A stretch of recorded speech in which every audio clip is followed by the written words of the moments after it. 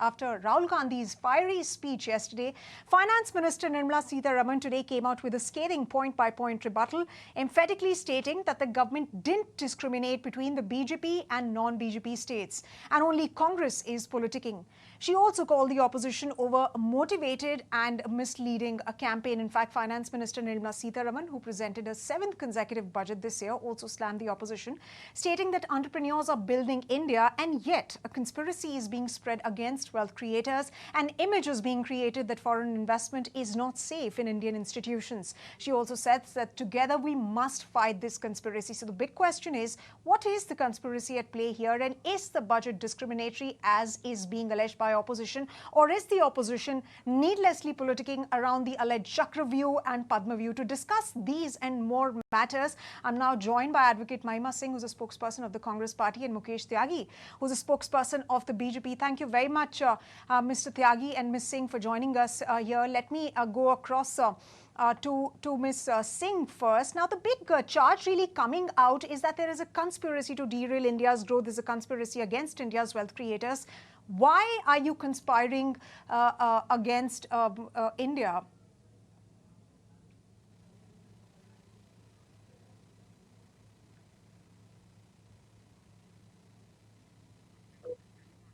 Jai Hind, can you hear me? If you could unmute yourself.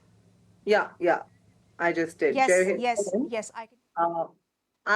While hearing you, I was trying to decipher your question. You say that you see, where's the bias? I would straight away come to the point, Sumita. We're talking about unemployment. We are talking about inflation. We are talking about indirect collections from the middle class and the poor of this country.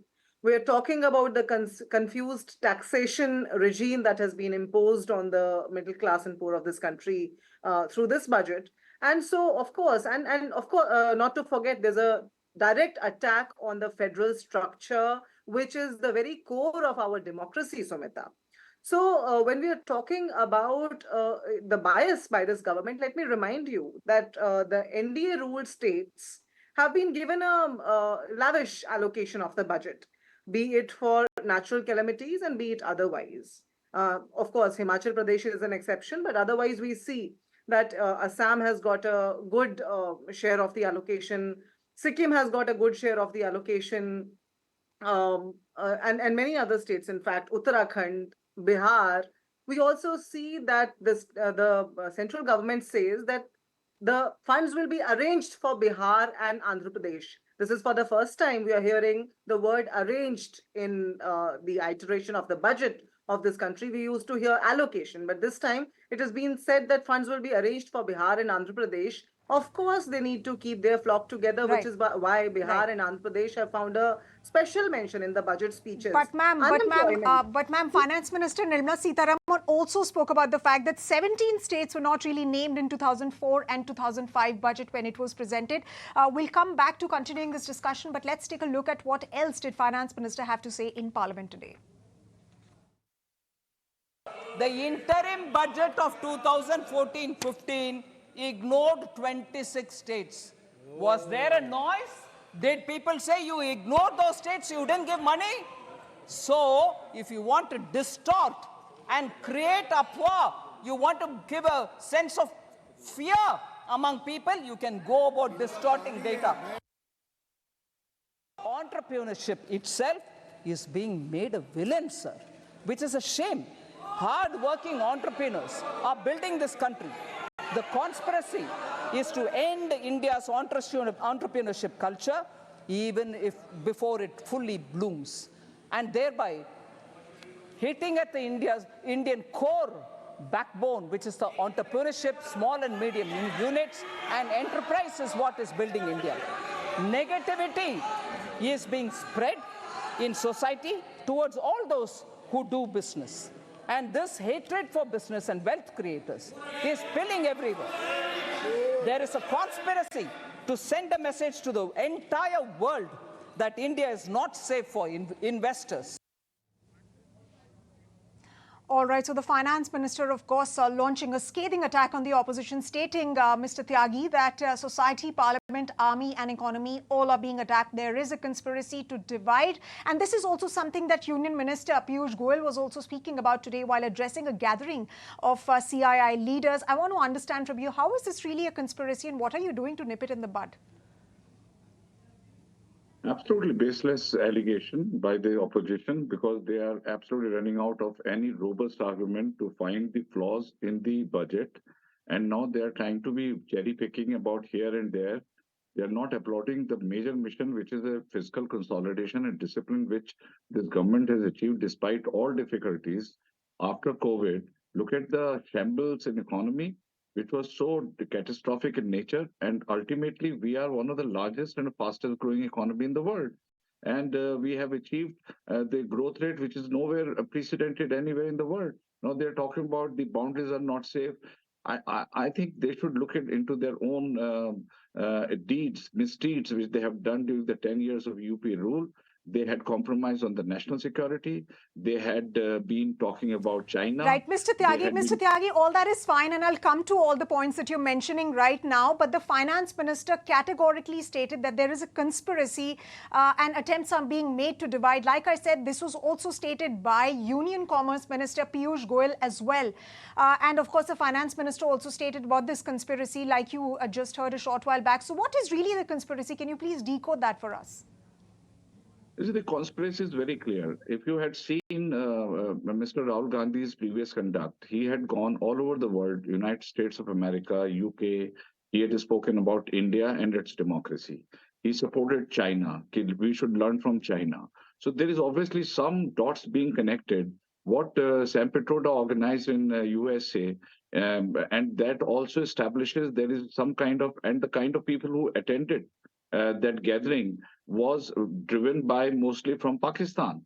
So there is some kind of a you would say collusion which is going on to create a chaos in this country. And there has been a number of reports, as a matter of fact, that most of the countries, they are quite disturbed by the accelerated economic growth of the country, and they want to somehow topple this government. Manishankar Kareer had gone to Pakistan, if you remember, said very categorically. Okay, so Mr. Tyagi, let me also get in comments of Ms. Singh here. Ms. Singh is the Congress party and of course all opposition members. Are you attempting to derail this government and of course to dethrone this government? The point that Mr. Tyagi is raising here is that why is the Congress party, why are leaders of the Congress party going out and talking about the problems that exist within India and not discuss them here internally? How do you respond to that?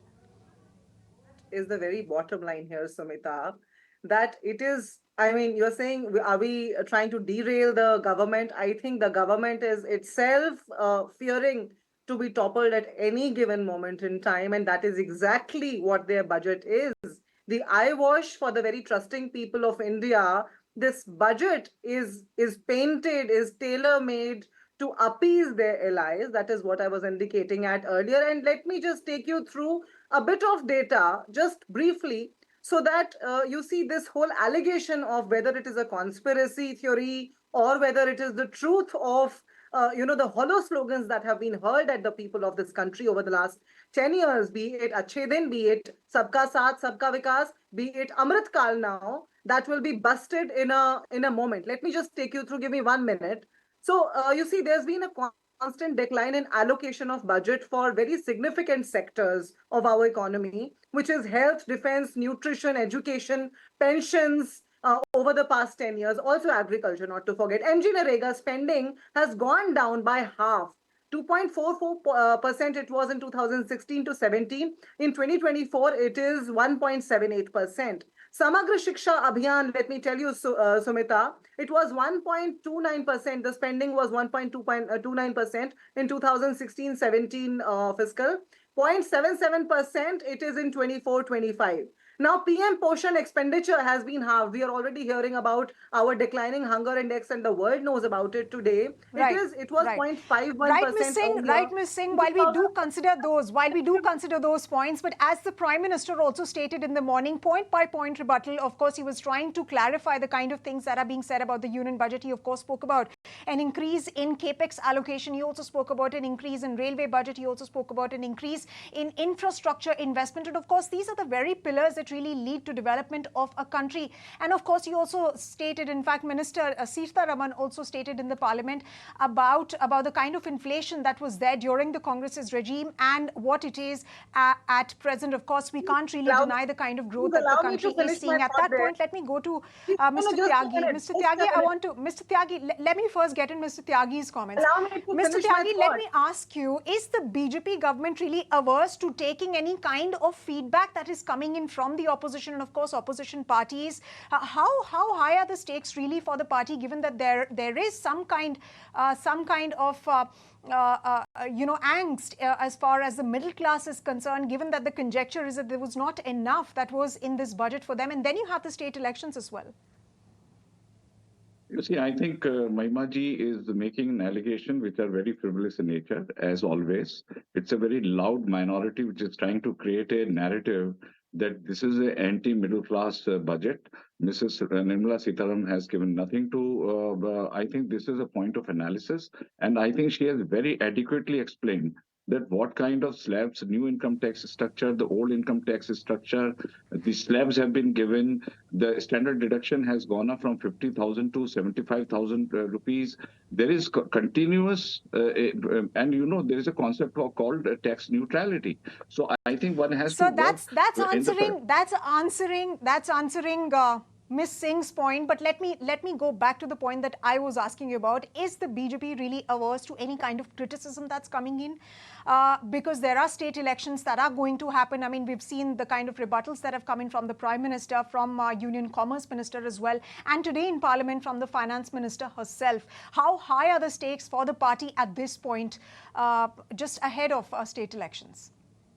We are facing elections perennially, as a matter of fact. If you have seen, there is hardly any year where the elections have not happened.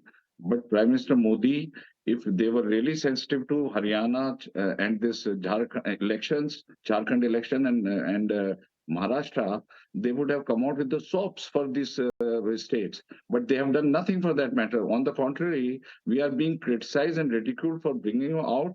Maybe from the opposition point of view, they are saying we have copied from them. One hand they say we copied from their manifesto. Now they are saying it's an unpopular, it's a not pro people budget. So I think they have to decide between themselves: are they criticizing or they supporting it? If we have taken up a certain policies from their manifesto and we are implementing it, they should be on the contrary giving kudos. And as far as elections are concerned, Sumita, we are absolutely averse, agnostic to any election happening. Mr. We are Tyagi, we're very firm on absolutely our out of trajectory. time. So let me take in closing comments and final comments from Ms. Singh. Ms. Singh, of course, there is a conjecture, and of course, there's been talk around the fact that the Pappufication project that the BJP had taken as far as Rahul Gandhi is concerned, that perhaps is over. And now we're seeing the Congress party leader coming into his own. And of course, the kind of things that he's saying, those are getting views as well. What are your final thoughts on that? That was, to sort of diminish Mr. Rahul Gandhi's image, of course, is over now, and the public is seeing him for who he is, because all these years it was the false colors that were painted by the BJP on his image, and the public still saw his truth, and he's always believed in fearlessness. He's always believed in the truth, and he's always believed in the truth, in the piousness of the I would say Satyameva Jayate, the slogan Satyameva Jayate, also non-violence. So what he's presenting in the parliament now, Sumita, is truly the values of the Congress party. And very briefly, let me point out, because the BJP spokesperson was talking about us hurling wrong allegations. During the UPA years, we saw the unemployment decline. We saw non-farm jobs being created at the rate of 75 lakhs per year, which is now, by the way, 29 lakhs per year only. Similarly, there's a whole lot of, fact facts and data which is available to the public to see. Actually, 8,500 crores of collections made by this government in the name of no minimum But ma'am, balance in the account. that's not something that Finance Minister Nirmala Sitharaman, of course, presented the kind of facts that you're talking about. She said that the NDA generated 12.5 crore employment in the last 10 years as compared to 2.9 crores of the UPA government. Of course, also speaking about the scams and, of course, the inflation rate that existed at that point in time. But your point taken, we'll have to really see how the new image of Rahul Gandhi, you're saying that he believes in truth, and that is really coming out. We'll have to see how that plays out in the next few months, even as we are approaching state elections. On that note, thank you very much, ma'am and sir, for joining us on India Tonight. And viewers, thanks very much for staying tuned with us.